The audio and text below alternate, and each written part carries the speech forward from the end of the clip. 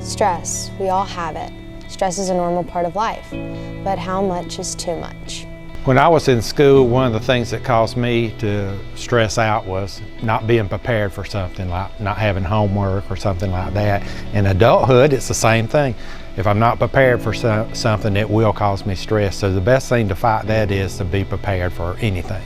How does stress affect your life? Well, it makes it hard to do day-to-day tasks because you're so stressed about other stuff. And I don't know, it just gets you really overwhelmed, and it's just not a good feeling. Some of the things that cause me stress are drama, ignorant people, and a lot of homework. That's really it. Same thing. Something that stresses me out is people. When I'm by myself, I'm a good person. Not stressed. Some of the things that stress me out is like homework, a lot of drama, and like being around a group of people.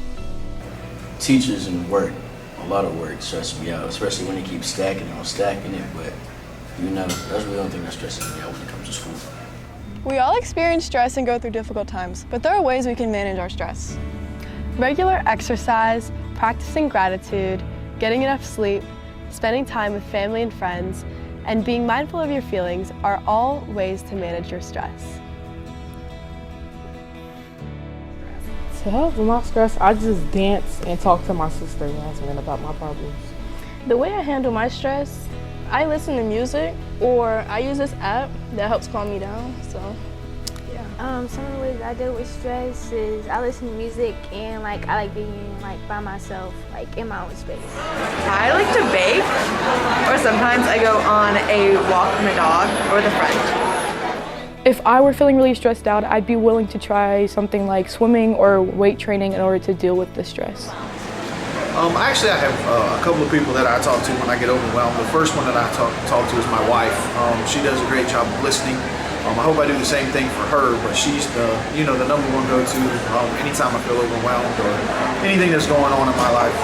She and I have a really good relationship. We communicate often, and I would say another person or other people that I talk to are my parents. I still have a really good relationship with both my mom and dad, and they'll listen anytime I need them. Anytime I need to call them, pick up the phone, they always answer. So I'd say those are a few people that I talk to. When a friend is stressed, I like to hang out with them, talk to them, text them, make sure they're okay.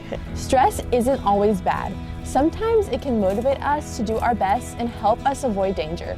But chronic stress that impacts our daily functioning has the possibility to cause both physical and mental health problems. Over 30% of teens report feeling overwhelmed, depressed, tired, and irritable because of stress. Did you know 1 in 5 people have a mental health disorder? That's about 20%, or 6 people in every class. I think counseling is a very good tool to use, especially if you have it available at any time to help you de-stress and learn coping skills with anything that might be causing stress or anxiety in your daily life. And don't be afraid to ask for help. Help is a good thing, even though you might be embarrassed to ask for help. It's available here, and I would be more than happy to get help if I needed it.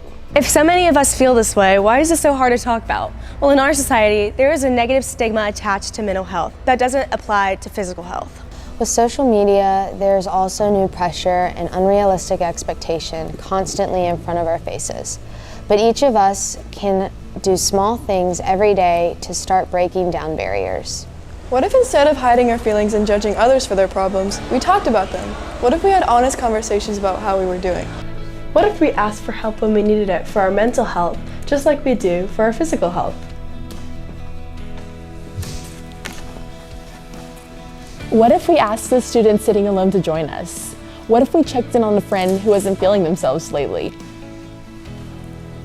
We can change the negative stigma associated with stress and mental health by simply talking about it. I feel like we should talk about it more, raise awareness. It's a very hush-hush topic, and I feel like it shouldn't be. Do you think it is a sign of weakness or strength to ask for help with stress?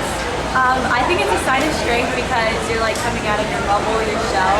To ask for help instead of being shy and not doing anything about it. So I definitely think it's a sign of strength. Asking for help is always a sign of strength and never a sign of weakness.